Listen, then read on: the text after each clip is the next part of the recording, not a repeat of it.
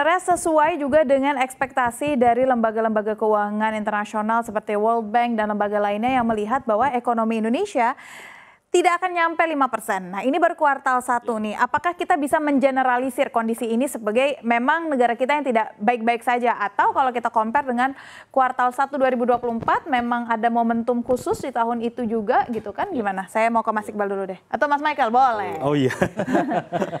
Iya, sebenarnya kalau untuk kuartal 1 2025 itu berbeda dengan tahun-tahun sebelumnya ya. Karena di periode ini ada Lebaran dan Ramadan. Nah, mostly di secara historikalnya ketika ada Ramadan dan Lebaran itu ekonomi mencapai puncaknya pada tahun tersebut gitu. Nah, dengan kuartal 1 yang ada Lebaran, ternyata ekonomi kita tidak sampai 5%. Artinya sangat jauh dibandingkan apa yang diharapkan oleh pemerintah gitu. Makanya kalau satu momentum kita hilang, kemungkinan kuartal 2, 3, dan 4 karena tidak ada momentum yang serupa, mungkin cuma Nataru tapi tidak terlalu besar, itu ekonomi akan sulit tumbuh tinggi kecuali ada hal-hal yang di luar dugaan gitu yang mendorong ekonomi. Tapi kalau dalam situasi normal ini memang akan sulit mencapai 5% ataupun target yang sudah ditetapkan di APBN. Oke, tapi kalau memang kita lihat karena ada Ramadan dan memang Nataru sebenarnya pertumbuhannya nggak begitu tinggi, kan Nataru ke Ramadan ini memang berdekatan kuartal 4 2024 dan kuartal 1 2025.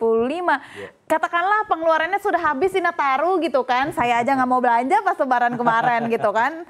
Walaupun Lebarannya April ya, awal April gitu kan, puasanya Maret, iya. Gitu, gimana Mas Iqbal? Apakah kita bisa generalisir kalau kondisi kita memang lagi nggak baik-baik aja gitu? Kalau yang terlihat sebenarnya yang menarik justru pengeluaran pemerintah ya. Pengeluaran pemerintah di kuartal 1 juga turun. Sebenarnya pengeluaran pemerintah itu komponennya tidak terlalu besar ya. Mungkin teman-teman riset juga sudah membedah itu, tapi yang orang lupa adalah pengaruh multiplier effect dari pengeluaran pemerintah. Sesimpel misalkan tadinya ada budget untuk misalkan rapat di hotel segala macam. Oh ya, itu jadi tidak ada. Ya, dan itu efek multipliernya turun. Kemudian kalau tadi yang sempat diangkat itu adalah soal tambang, ya memang wajar ya karena gonjang-ganjing global otomatis di kuartal pertama ini juga memang sektor pertambangan itu yang terkontraksi gitu. Jadi saya melihat memang kuartal pertama ini tadi ya karena momentum Lebaran dan Ramadannya juga ada, kita berasumsi waktu itu karena mungkin orang Nataru itu nggak all out banget ya, karena mereka mau nabung untuk keluar untuk mudik gitu ya.